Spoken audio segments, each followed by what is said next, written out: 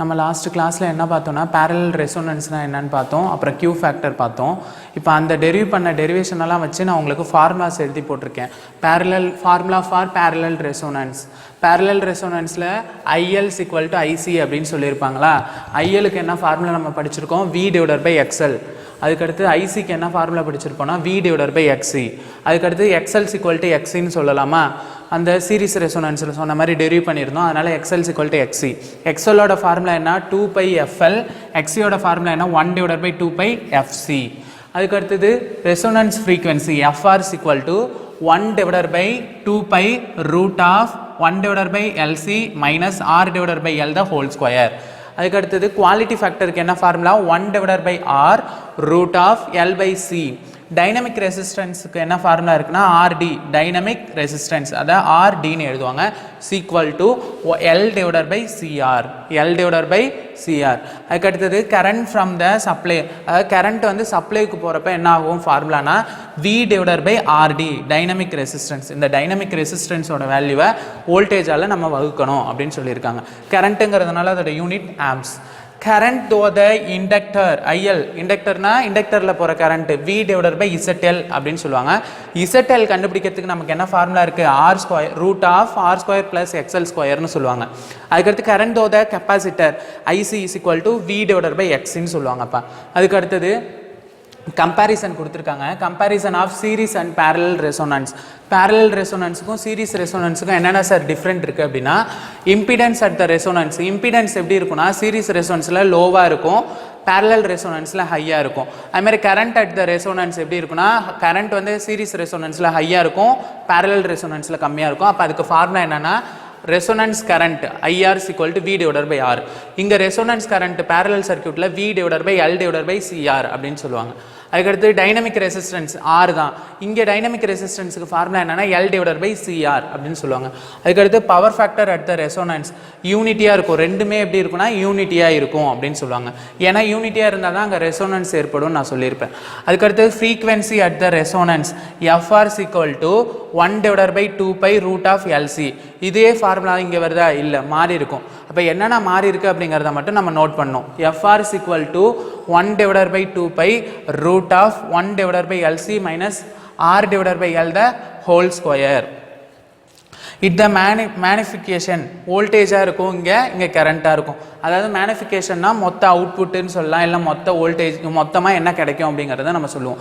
இங்கே என்ன கிடைக்கும் அவுட்புட்லனா வோல்டேஜ் கிடைக்கும், இங்கே என்ன கிடைக்கும் கரண்ட் கிடைக்கும்.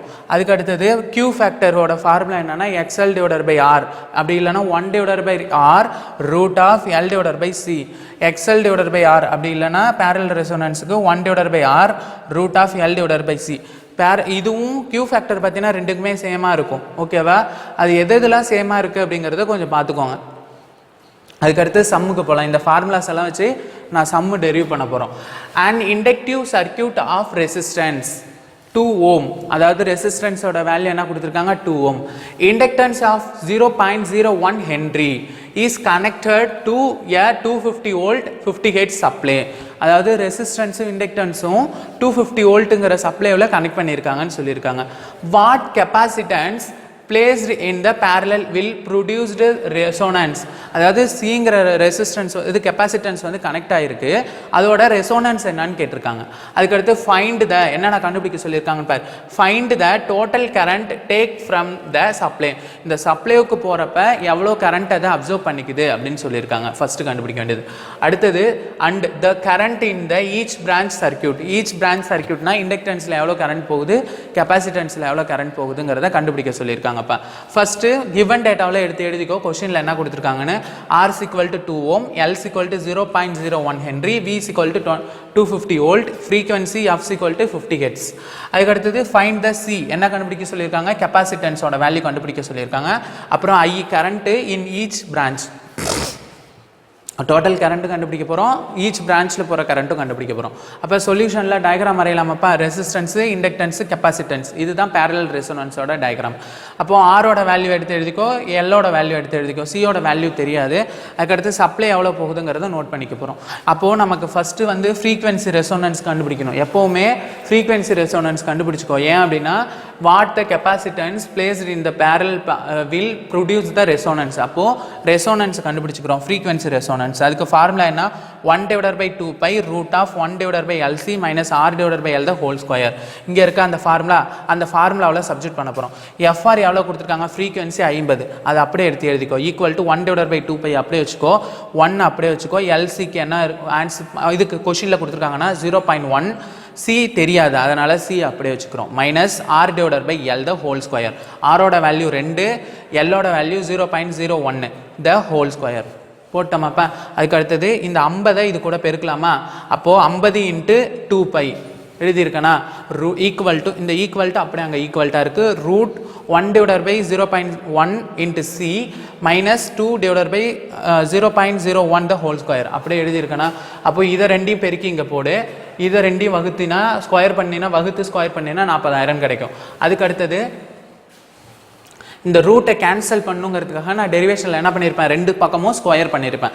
அப்போது இதுக்கும் ஸ்கொயர் பண்ணி இதுக்கும் ஸ்கொயர் பண்ணு, அப்போ இந்த ஸ்கொயருக்கும் இந்த ரூட்டுக்கும் கேன்சல் ஆகிடும். அப்போ இதை ஸ்கொயர் பண்ணினா என்ன கிடைக்குன்னா 98,695.877 கிடைக்கும். ஈக்குவல் டு 1/0.1 × C அப்படியே வச்சுக்கோ. இந்த 40,000 அப்படியே வச்சுக்கிறோம், மைனஸ் இந்த மைனஸ் இருக்கிறதுனால -40,000 அப்படியே வச்சுக்கிறோம். இப்போ இந்த டேர்ம் ஈக்குவல்ட்டுக்கு இந்தாண்ட பக்கம் இருக்கிறத இங்கே கொண்டு வந்தீங்கன்னா இங்கே ப்ளஸ்ஸாக மாறிக்கும். அப்போது 98,695.877 ப்ளஸ் இந்த 40,000 இங்கே மைனஸில் இருக்கிறது இங்கே ப்ளஸ்ஸாக மாறிக்கும். Equal to 1/0.1 × C. அப்போது இது ரெண்டையும் கூட்டி இங்கே போடு, ஆன்சர் வரும். என்ன கிடைக்கும்னா 13,86.95.877 கிடைக்கும்.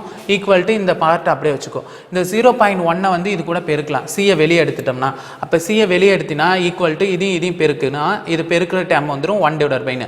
அப்போ இது ரெண்டையும் பெருக்கி 1ஆல் வகுத்து போட்டோம்னா என்ன கிடைக்குன்னா 7.2100 × 10⁻⁴ கிடைக்கும். அதை 6க்கு கன்வெர்ட் பண்ணோன்னா கேல்குலேட்டரில் EG அப்படின்னு இருக்கும், அதை கிளிக் பண்ணினா 721 × 10⁻⁻6 ஃபேரட்டாக கிடைக்கும். அப்படியே அதை வந்து நம்ம மில்லி ஃபேரட்டாக எழுதணும் அப்படின்னா 721 மில்லி ஃபேரட்டாகவும் எழுதிக்கலாம். இப்போ நமக்கு சியோட வேல்யூ கிடைச்சாச்சுப்பா. அதுக்கு அடுத்தது current from the supply I = V/RD. அப்போது ஆர்டி தெரிஞ்சால் தானப்போ நம்ம ஐயை கண்டுபிடிக்க முடியும். அப்போ ஆர்டிக்கு ஃபார்முலா என்ன, ஆர்டினா என்னது, டைனமிக் ரெசிஸ்டன்ஸ். RT =L/CR. ஏன் சார் இப்போ நம்ம சி கண்டுபிடிச்சோம்னா இங்கே சி தெரிஞ்சால் தானே இந்த ஃபார்முலாவில் நம்ம சப்ஜெக்ட் பண்ணி கண்டுபிடிக்க முடியும். அதனால தான் இந்த ஃபார்முலா எடுத்துக்கிட்டோம், ஃப்ரீக்வன்சி ரெசோனன்ஸ் எடுத்து கண்டுபிடிச்சிக்கிட்டோம். அப்போது RD = L/CR. எல்லோட வேல்யூ என்னதுப்பா 0.01 சியோட வேல்யூ இங்கே என்ன கண்டுபிடிச்சிருக்கா 721 × 10⁻⁻6 × ஆரோட வேல்யூ 2 அது போட்டிருக்கேன். நீ இந்த 10⁻⁴ வச்சு கூட போட்டுக்கலாம், நான் 10⁻⁶ வச்சு போட்டிருக்கேன். அதுக்கு அடுத்தது இது அப்படியே இங்கே எழுதிக்கோ. இந்த ரெண்டு டேர்மையும் பெருக்குனா 1.442 × 10⁻³ கிடைக்கும். அதுக்கடுத்து 0.01 இந்த டேர்மை வகுத்தினா உனக்கு என்ன கிடைக்குன்னா 6.9348 கிடைக்கும். அதுதான் என்னது RD. RD = 0.9348 ஓம்னு கிடைக்கும். இப்போ இந்த RD வேல்யூவை இந்த I கண்டுபிடிக்கிறதுக்கான ஃபார்முலா இருக்கா, V/RD போட்டு நம்ம கண்டுபிடிக்கலாம்ப்பா. கண்டுபிடிச்ச ஆர்டி வேல்யூவை இந்த ஐயோட ஃபார்முலாவில் நம்ம சப்ஜெக்ட் பண்ண போகிறோம். I = V/RD. அப்போது இங்கே டெரிவ் பண்ணியிருக்கேன் பார், current from the supply I = V/RD அப்படின்னு எழுதியிருக்கேன்னா அப்போ I = வியோட வேல்யூ என்ன சம்பளம் கொடுத்துருக்காங்க 250 வோல்டேஜ், அதை எடுத்து எழுதிக்கோ.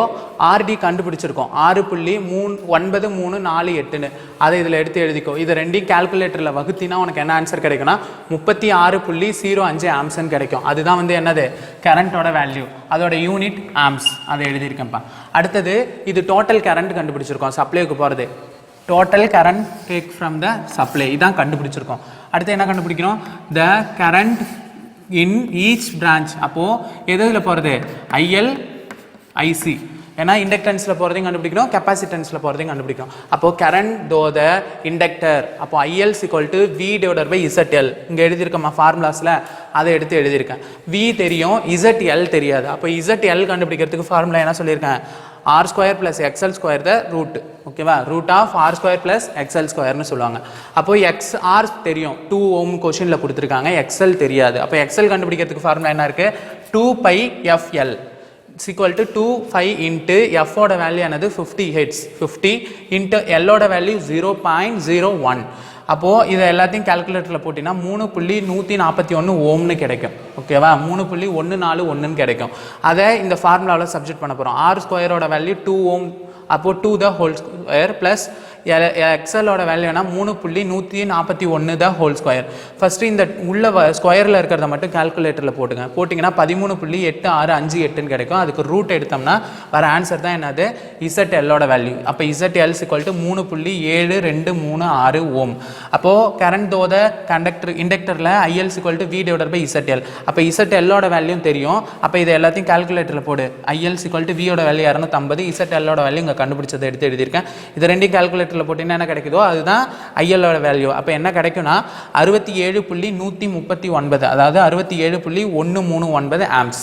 அதே மாதிரி தான்ப்பா ஐசி கண்டுபிடிக்கணும். அப்போ கரண்ட் தோத கெப்பாசிட்டர் IC = V/XC, இங்கே எழுதியிருக்கேன் ஃபார்முலா ஆம்ப்ஸ், ஓகேவா. அப்போது அதுக்கு அடுத்தது வந்து ஆம்ஸா, அதுக்கு அடுத்தது எக்ஸி தெரியாது, அதனால் எக்ஸி கண்டுபிடிக்கிறதுக்கு என்ன ஃபார்முலா இருக்குது, 1/2πf × C. அப்போது 1/2π இன்ட்டு எஃபோட வேல்யூ 50 கொஷினில் கொடுத்துருக்கிறது, சியோட வேல்யூ நம்ம கண்டுபிடிச்சிருப்போம். இங்கே 721 × 10⁻⁻6 அதை எடுத்து எழுதுகிறோம். இதை மட்டும் கால்குலேட்டரில் போட்டிங்கன்னா என்ன கிடைக்குன்னா 1/0.2265 கிடைக்கும். அப்போ 1/0.226 வந்து கால்குலேட்டரில் போட்டிங்கன்னா 4.415 ஓம்னு கிடைக்கும். அப்போ எக்ஸியோட வேல்யூ தெரிஞ்சிச்சு. இந்த ஃபார்முலாவில் சப்ஜெக்ட் பண்ண போகிறோம். V/XCயில் V 250, எக்ஸி வந்து இங்கே கண்டுபிடிச்சிருக்குது 4.415.